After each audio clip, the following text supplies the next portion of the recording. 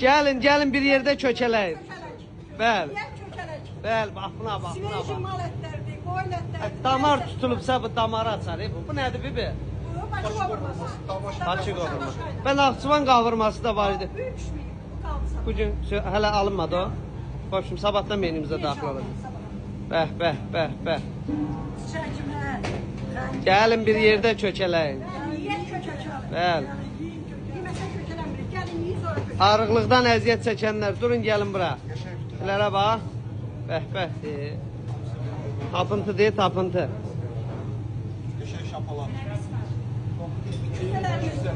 Çiftlərimiz də istəyir daha, çiftə kral. Çiftədir, pitidir, bunlar bir dənədir. 5 kilo yemək buradadır. Bir deyirlər bu İlyas toyuq əti soxuşdurur. Bu toyuq ətidir. Şabalaq o boyda olur. Demək ki, bu şabalaq o boyda olur. O bir tərəfdən sual verir. Əsəbləşin.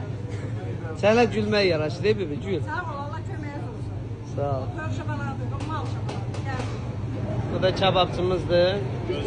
Ərazidə olduğuna görə əlcəksizdir. Amma bu dəzgahın arxasına keçən adam əlcəksiz görsən 1000 manat ştrafdır.